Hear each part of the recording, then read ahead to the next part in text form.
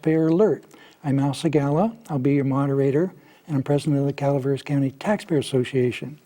Our guest is at this session. This is actually our 18th episode, so we're getting more experience at this business. Our guest is Pete Kampa, and he has an organization called Kampa Community Solutions. We'll find out more about that. And he's an expert on water.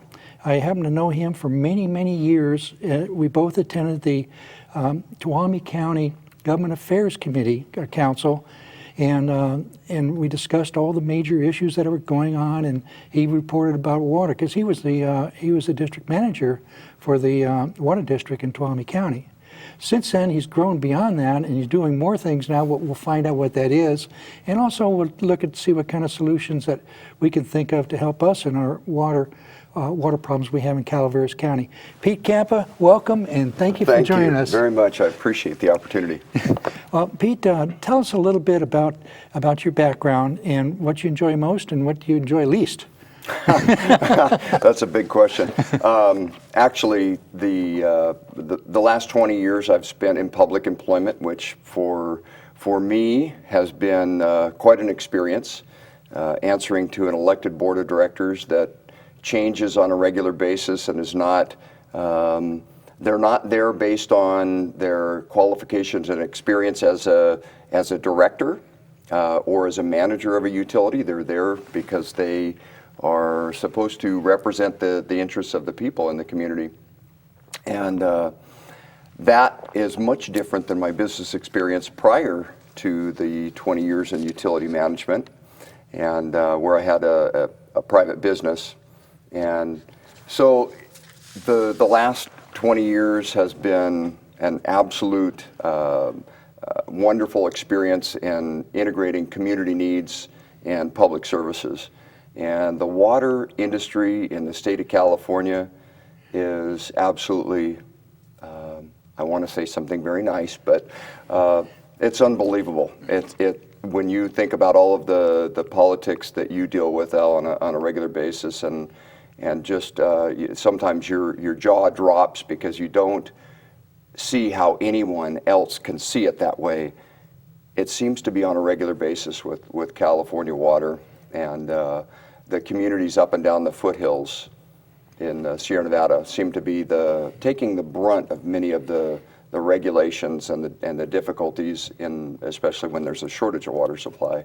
So I spent the last 20 years managing utility, and after that period of time, I identified a number of gaps, what I saw as service gaps and needs in the communities for management experience. And so I have created a management consulting firm, and so I'm assisting special districts and communities, primarily in the rural areas, which is where my focus has been, and just being better local government, because they truly are elected officials that are elected to represent the people.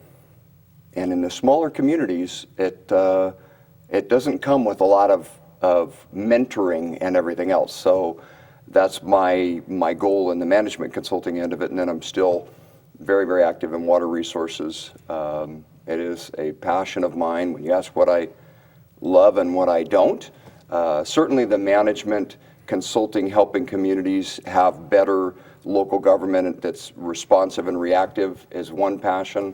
Water resources and trying to represent the interests of the rural communities in this crazy state of water is another one. What's difficult is going against the I don't know, it's more than a gorilla. It's an amazing body of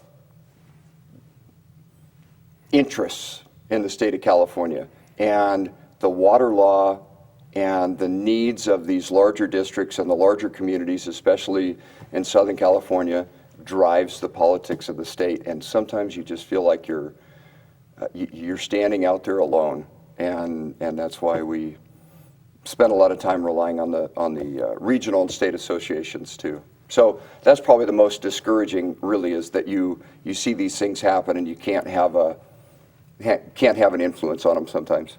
I understand, Pete, that you were next in line to be president of the State Association of Water Districts. Is that correct? It's actually not water districts, it's special districts, because there are well over 2,000 independent special districts in the state that provide everything from water and wastewater to hospitals and libraries and fire, park and recreation, solid waste.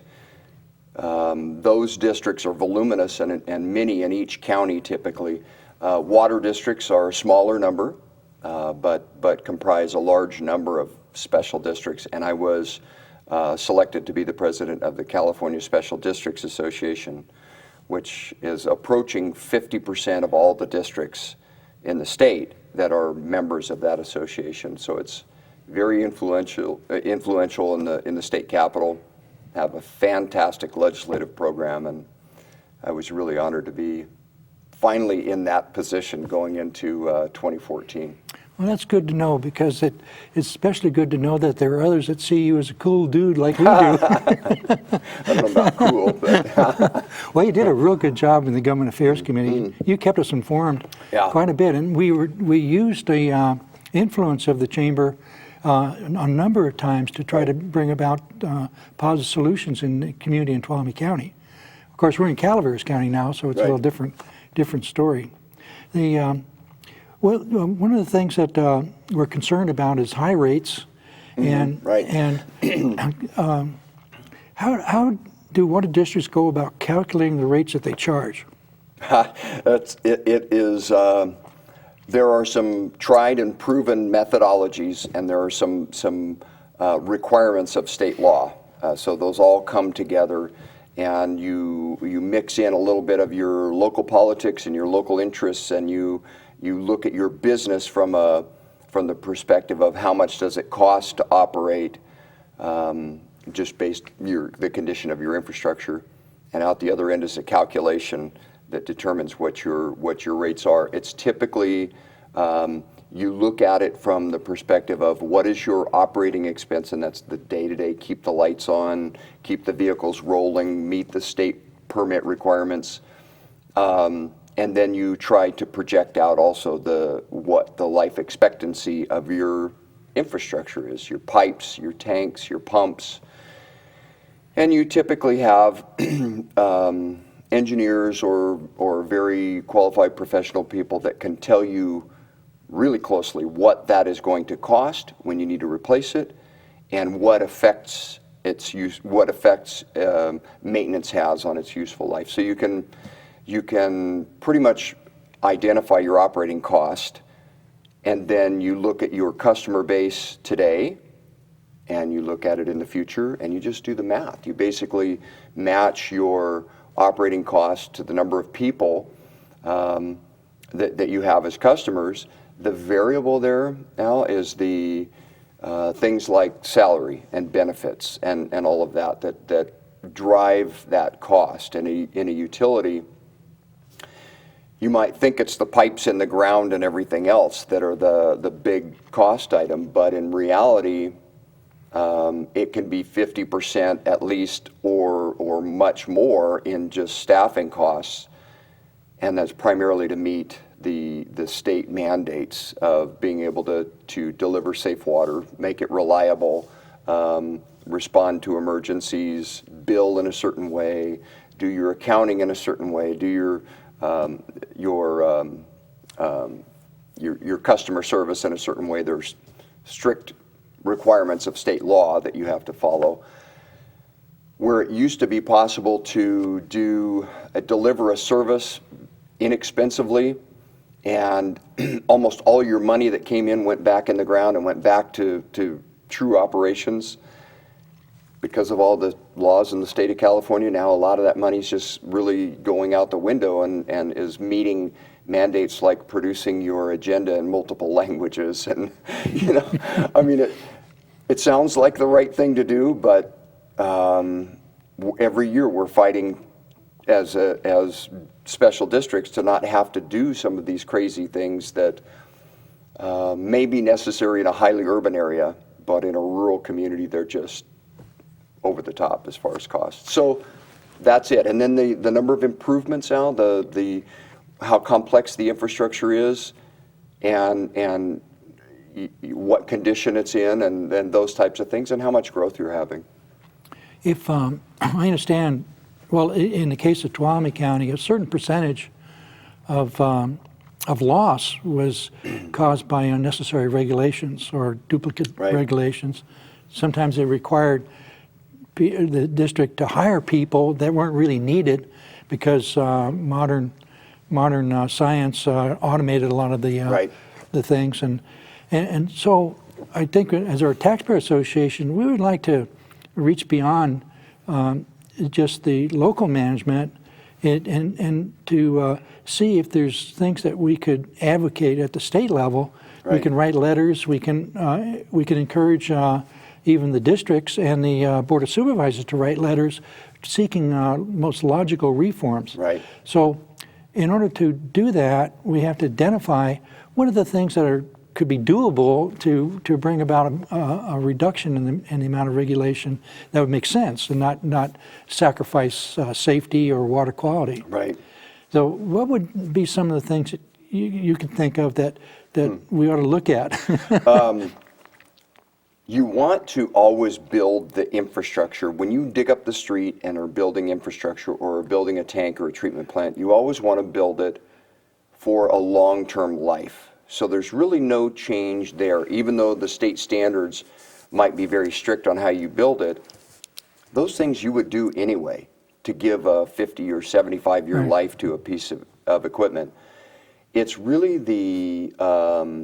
it is the ongoing operating expenses for things like certainly the Brown Act is good and the Brown Act is bad, but having to strictly comply with the Brown Act in many cases costs a lot of money and takes a lot of staff time, okay? But probably the biggest one from a water utility perspective is on the water and wastewater permitting side. We are permitting and having to manage that utility as if we had a huge immunocompromised population. And you have to meet such a high standard in the state of California that our treatment plants have to be operated much differently, and where they used to have plenty of capacity remaining, now they're at maximum capacity because you got to filter slower. And the pumps that could fill the tank in a few hours, now you've got to run it slow enough where it takes days.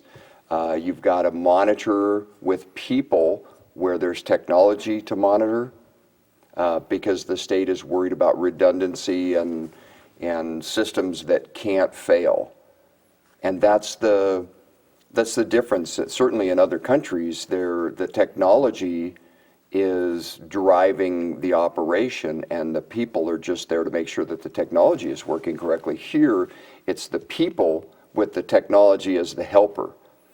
And especially in a state where we've got, we're highly advanced in our technology, and it's all there to do it. Silicon inexpensive, Valley. Right. Everything from, I could be sitting here right now operating the treatment plant from my iPhone and doing that and guaranteeing you that I'm going to meet standards. Right. But the state of California requires that I be a state certified operator and continue to be certified and take the classes necessary to do it, which costs money and time.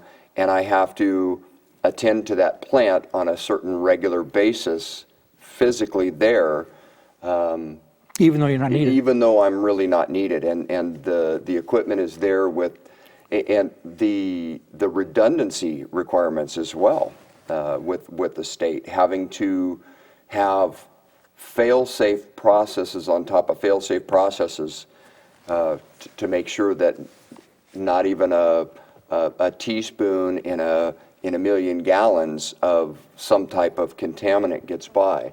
You've got to have all of these barriers. Sure, none of us want to say, hey, we're fine with turning out contaminated water. None of us are. Yeah, right. But some of it just goes so far that it takes many people to operate. And many of our systems here in the foothills are much more difficult because they have a lot of different pressure zones, because they're up and over mountains and everything else. So it just takes more people to meet the state requirements to monitor all of those separate systems. If we were to be logical and still safe, Right. what percentage of reduction in cost would you see? Would it be 30%, 50%? I understand in the health field it's over 50%. Well, if you look back before, you can't really go back before the Safe Drinking Water Act because there were a lot of things. There were a number. There were in California. It's the Safe Drinking Water Act, and then it was the Surface Water Treatment Rule, and those two things back to back in the 70s through the 90s are what really changed the way that the Department of Public Health works and the way that these water systems work, and it also affected the wastewater permitting side. And I didn't even address that. That's a whole can of worms there, where you've got to get a permit renewed, an NPDES permit, National Pollution Discharge Elimination System permit, renewed on a cycle that's 5 years. There may be some that are longer, but it's very costly, and there's anti-backsliding requirements where you can never have a permit that has less restriction. It always has to have more. Really? If you can believe that.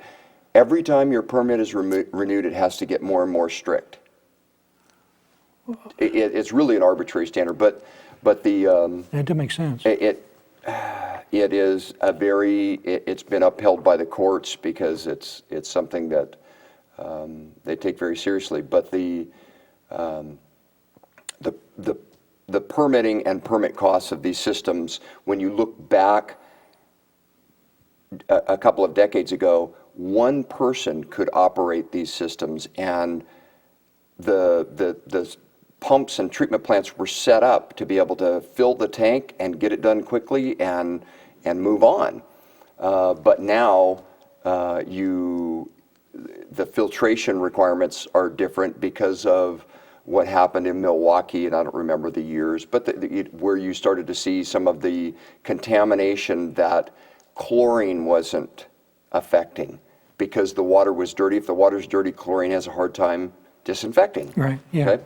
So the filtration requirements came into effect that required water to be extremely clean. Well, they need it for beer. Yeah, okay. Now you got me sidetracked.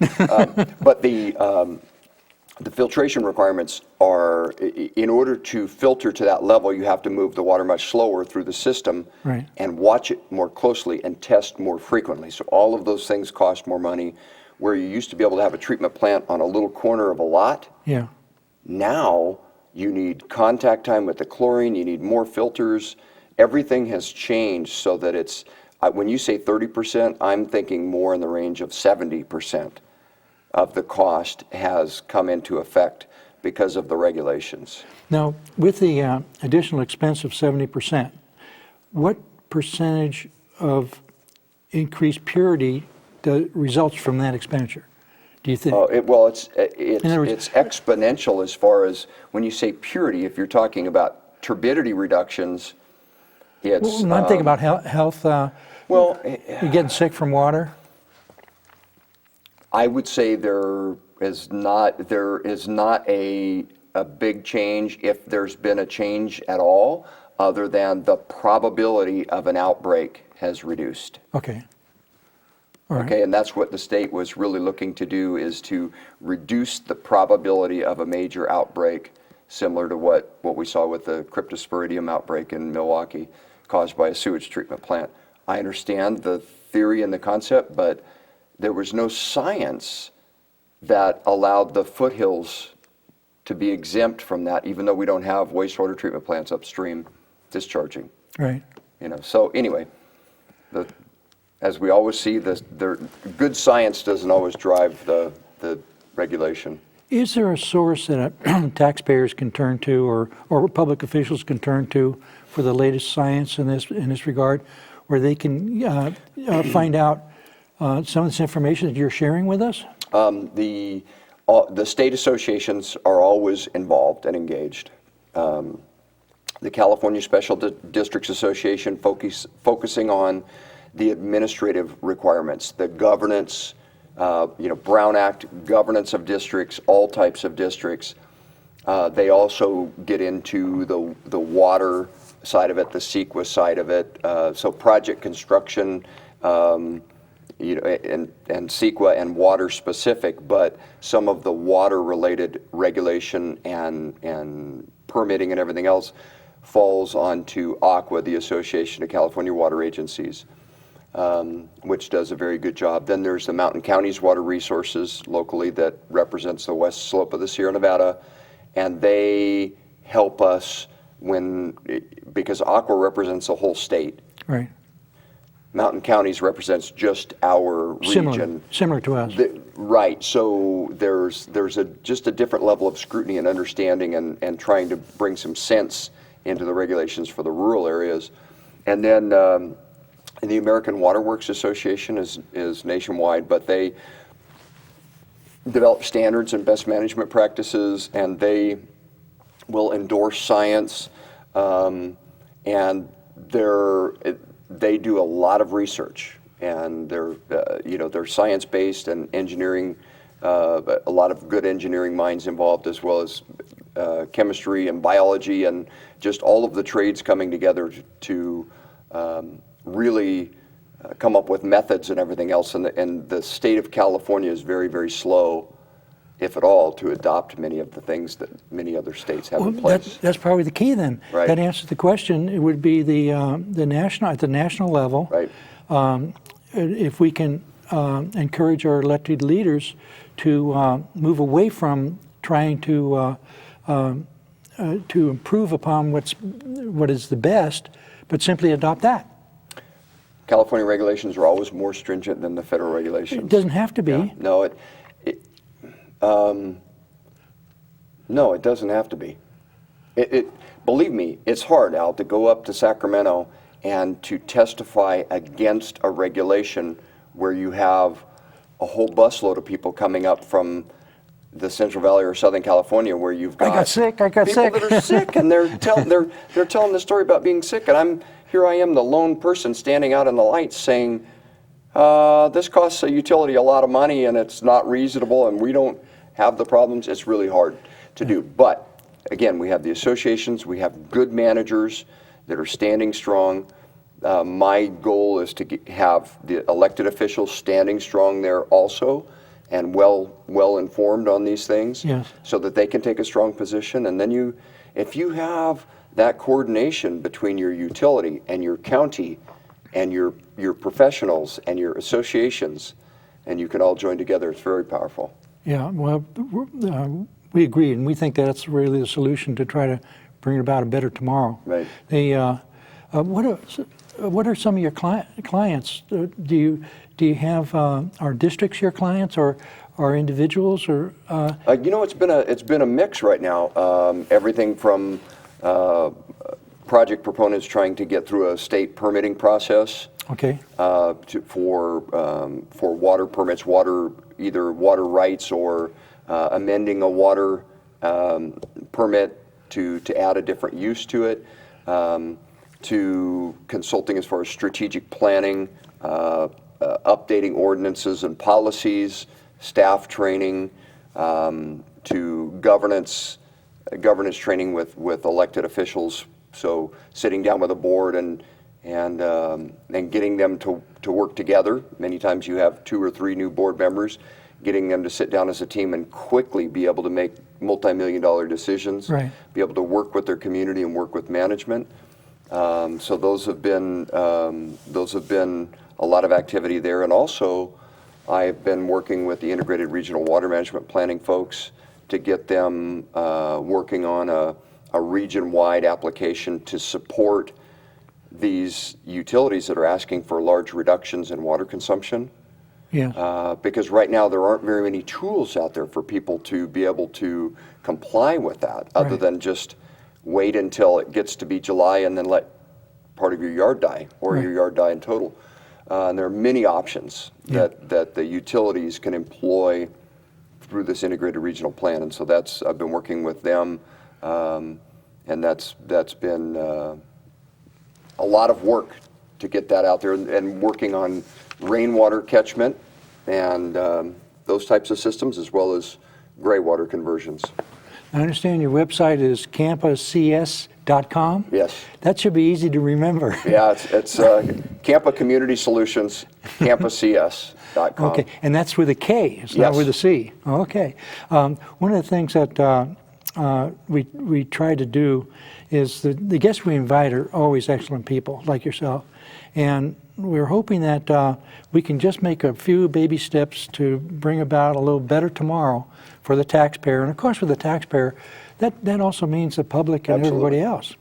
And so looking back on our conversation, it seems like we need to have a way of analyzing what our water district's doing, and then also find out what we can do to promote using the national standards rather than the state standards, and then Right. try to bring about change at the state level to our state representatives. And it's going to be hard because we're fighting a bureaucracy, but if we have reason and logic on our side, then eventually we Right. might win. Yeah. And so if we were to, how would we go about comparing the efficiency of our district? We have really high water rates right now. Right. And we don't know if that's what the cause of that really is. Right. And how do we go about comparing the different districts to see if our district is really, doing the best it can? Well, there are studies out there that are off the shelf that are available, that are typically done by financial planning firms or environmental or engineering firms that compare water rates and wastewater rates by community, by county, by state, and those are published and readily available. That doesn't always take into consideration the specifics of your area. And the age of the pipes and that kind of thing? Any of that, really, what's been allowed to be built over the years, all of that can be very different community to community. How it's been managed in the past versus how it's managed now. If you went through 3 decades of under-investing in your infrastructure, and then everything's hitting all at once, Right. it can look like you're overspending, Well, that's what- when in yeah. reality you're not spending enough in the prior period. So as a manager, I've always tried to put out the understanding that we've got a known cost. Right. We really do, on the infrastructure side. Right. And you can pretty much predict what it's going to cost to operate that year after year, and you can project out how much that cost is going to be, and be able to set your rates that way. But Well, Pete, we appreciate you being our guest. We're running out of time. absolutely, I just couldn't keep going now. Thank you for watching our program. Be sure to watch us again. And remember to go to Pete's website, which is kampacs.com, and the Calaveras Taxpayer Association is calaveras.taxpayers.org. See you next time, and thank you.